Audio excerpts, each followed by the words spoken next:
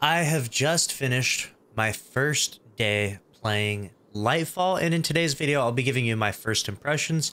So that way, if you're looking to buy it and you're wondering, is this any good? I want to see what Lucky's opinion is of this. Or if you've been playing it and you're outraged, or you've been playing it, you've been loving it, I'll give you my honest, my fair take of Lightfall as it is day one. Now, keep in mind that Bungie has been doing this drip feed method throughout the variety of seasons for a while now. And so we can expect a lot more to come. It's not going to be just a bunch all at once like it was back in the old days, back in the D1 days, right?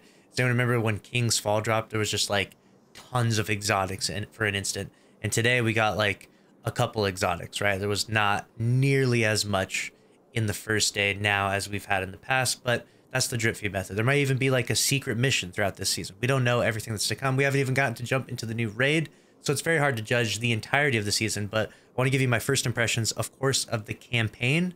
Now, initially jumping the campaign, I did the legendary campaign. It was decently challenging, you know. I personally put on Lorelei and Solar Titan so I could stay alive through most of it and was able to get through it without too much crazy of a challenge. I did enjoy the story a little bit. It was a little too Strand heavy. It felt kind of like the campaign was just explaining Strand rather than the characters that we're trying to learn about. Like, I want to know more about the Witness. I want to know more about all the different, you know, Neo Moon Eye, as they're called. I want to know more about this location and the lore and all the stuff that's going on here.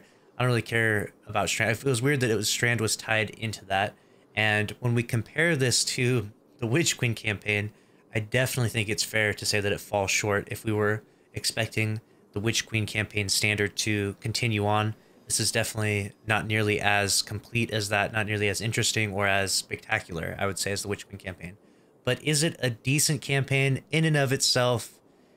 Yeah, I mean, it's not the worst. You know, there's Callus and, you know, not to give spoilers, I think everyone kind of knows what's happened now, which is that, you know, you fight Callus in the end of the campaign, and the finality to Callus is a good one. You know, instead of them just making up some random character that we have to then chase down and kill, I think that would feel kind of like hollow, right? It's nice to actually see the finality to a big character like Callus.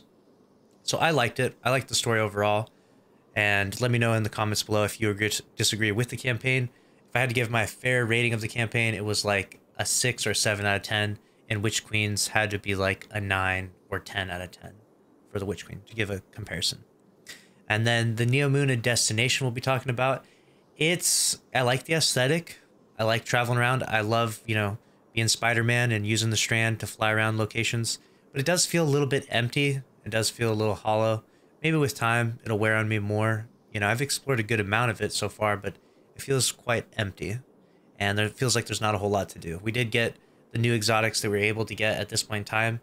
And usually we're not even able to get all the new stuff in one day. Usually it's a bit overwhelming. Now it feels like we can kind of very easily manage to get all the new stuff. And we're already with that feeling of like, all right, now what do we got to do next? There's still a good amount to do already, but we got that. We're already getting to that point where we're like, now what do I got to do next? And the new exotic that we did get, we got that exotic machine gun. And it was all right, but it felt kind of like, oh, we got a guy creeping up here. It felt like it was just a machine gun that debuffs and shoots. It was like a void machine gun. It didn't feel spectacular. It didn't really grab my attention.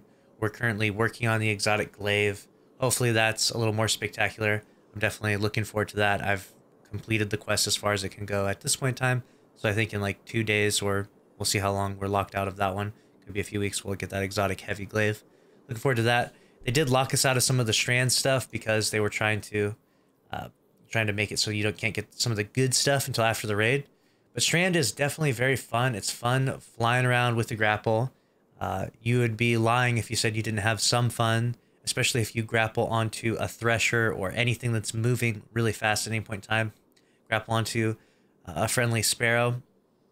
It's a lot of fun, but is it extremely viable? Is it extremely strong? Is it meta-defining?